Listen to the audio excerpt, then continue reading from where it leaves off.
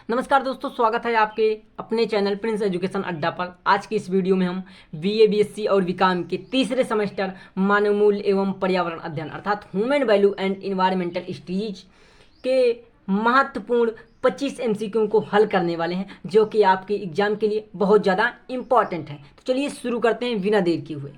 पहला प्रश्न है, कौन सा गैस ग्रीन हाउस प्रभाव में सबसे अधिक योगदान देता है?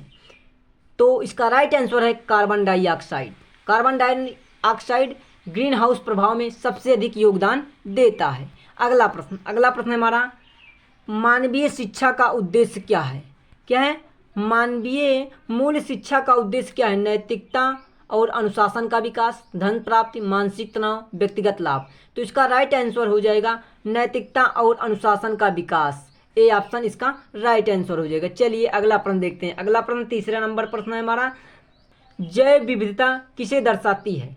केवल पशु, केवल पेड़ पौधे, जीवित प्राणियों की विविधता, केवल सूक्ष्म जीव। तो इसका राइट आंसर हो जाएगा जीवित प्राणियों की विविधता को दर्शाता है। अगला प्रश्न चौथा नंबर का प्रश्न है हमारा। चौथा प्रश्न है, क्या है? कौन सा स्रोत नवीनीकरण ऊर्जा का उदाहरण है? कोयला, पेट्रोल, जल विद्युत ऊर्जा या प्राकृतिक गैस। तो इसका राइट आंसर हो जाएगा जल विद्युत ऊर्जा।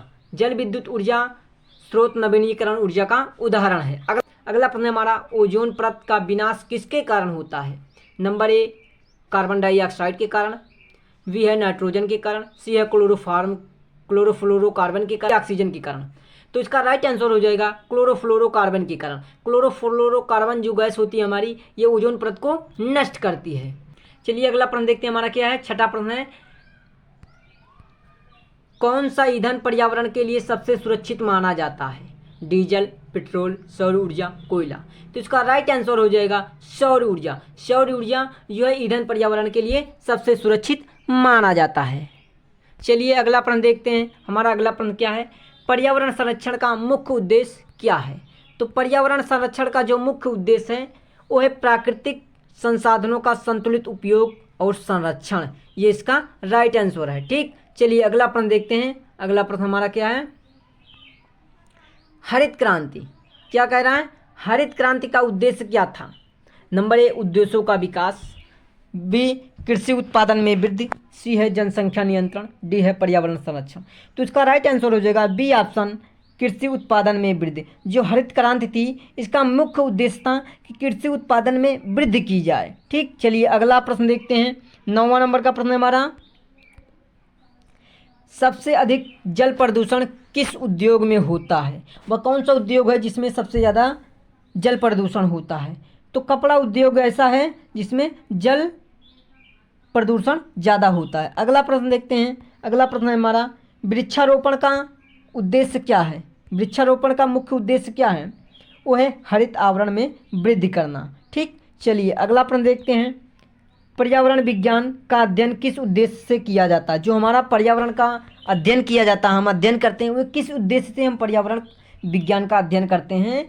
प्राकृतिक प्रक्रियाओं की समझ के लिए या आर्थिक लाभ के लिए, केवल विज्ञान के लिए, उद्योग के विकास के लिए। तो देखिए इसका राइट आंसर हो जाएगा प्राकृतिक प्रक्रियाओं की समझ के लिए हम पर्यावरण विज्ञान का अध्ययन करते हैं। इसका राइट आंसर ए हो जाएगा। ठीक, चलिए अगला प्रश्न देखते हैं।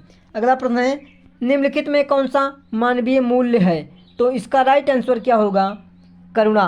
करुणा इसका मानवीय मूल्य है। अगला प्रश्न 13 नंबर का प्रश्न हमारा, सतत विकास का मुख्य उद्देश्य क्या है? तो सतत विकास का मुख्य उद्देश्य हो जाएगा हमारा पर्यावरण और संसाधनों का संरक्षण ही हमारा सतत विकास का मुख्य उद्देश्य कहलाता है। ठीक, अगला प्रश्न, ध्वनि प्रदूषण को कम करने के लिए कौन सा तरीका सही है? कौन सा तरीका है? ठीक, नंबर 1 है वाहनों की संख्या में वृद्धि, सड़कों के निकट वृक्षारोपण, जंगलों का कटाव या जनसंख्या में वृद्धि। तो दोस्तों इसका राइट आंसर हो जाएगा सड़कों के निकट वृक्षारोपण। यदि सड़कों के निकट वृक्षारोपण किया जाए तो ध्वनि प्रदूषण को कम किया जा सकता है। ठीक, अगला प्रश्न देखिए, ओजोन परत का मुख्य कार्य क्या है?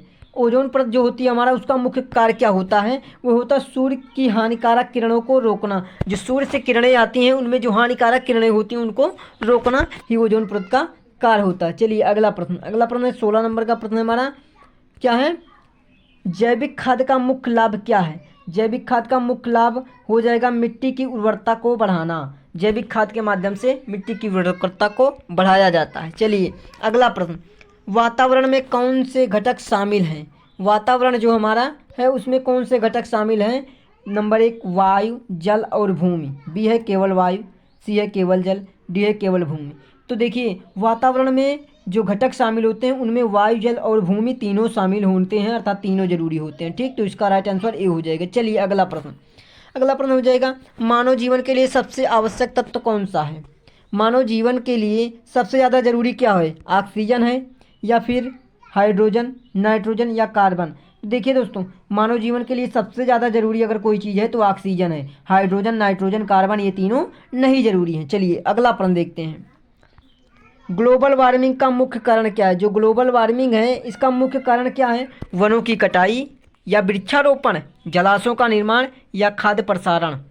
देखिए ग्लोबल वार्मिंग जो है वो है वनों की कटाई से, वनों की कटाई से है, अर्थात ग्लोबल वार्मिंग वनों की कटाई को प्रदर्शित करता है। ठीक, चलिए कौन सा गैस ओजोन परत का नुकसान पहुंचाता है? ठीक, तो इसका राइट आंसर क्या होगा? जो हमारा क्लोरोफ्लोरोकार्बन गैस होती है, CFC होती है, ये ओजोन परत को नुकसान पहुंचाती है, अर्थात इसका राइट आंसर सी हो जाएगा। ठीक, देखिए अब अगला 21 नंबर का प्रश्न हमारा क्या है? वो है सौर ऊर्जा का स्रोत क्या है? अर्थात इन ऑप्शनों में सौर ऊर्जा का स्रोत कौन सा है? देखिए सूर्य जो है इस सौर ऊर्जा का स्रोत है। ठीक, अगला प्रश्न देखते हैं। अगला प्रश्न 22 नंबर का प्रश्न है, नाइट्रोजन गैस का सबसे बड़ा स्रोत कौन है? तो नाइट्रोजन गैस का सबसे बड़ा स्रोत है पृथ्वी का वातावरण। क्या है? पृथ्वी का वातावरण ही नाइट्रोजन का सबसे बड़ा स्रोत है। अगला प्रश्न 23 नंबर का प्रश्न है, क्या है वो देखते हैं, कौन सा कार्य प्रदूषण को कम करने में सहायक है?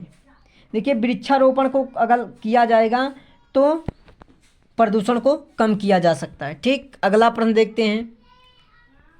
24 नंबर का प्रश्न है, वायु प्रदूषण का मुख्य कारण क्या है? देखिए वाहन प्रदूषण, जो वायु प्रदूषण होती है वाहन से ही ज़्यादा प्रदूषित होती है वायु प्रदूषण। ठीक, ना कि फसलों की कटाई से या फलों के उत्पादन से या समुद्री जल का उपयोग से। तो सबसे ज़्यादा वाहन प्रदूषण जो होता है वो वायु प्रदूषण को प्रभावित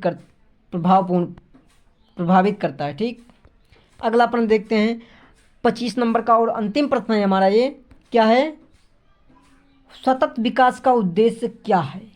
देखिए सतत विकास का जो उद्देश्य है भविष्यवाणी की पीढ़ियों के लिए संसाधनों का संरक्षण, अर्थात भविष्य की जो पीढ़ियां हैं उनके लिए संसाधनों का संरक्षण ही हमारा सतत विकास का उद्देश्य है। तो दोस्तों ये थे human value and environmental studies के टॉप 25 MCQ प्रश्न जो आपके एग्ज़ाम में बहुत ही ज़्यादा इम्पॉर्टेंट साबित होने वाले हैं। तो वीडियो पसंद आई हो तो लाइक कीजिएगा, चैनल पर नए चैनल को सब्सक्राइब नहीं किया तो चैनल को सब्सक्राइब कर लीजिएगा। हम मिलेंगे आपको ऐसे ही अगली वीडियो में, तब तक के लिए आप सभी को धन्यवाद।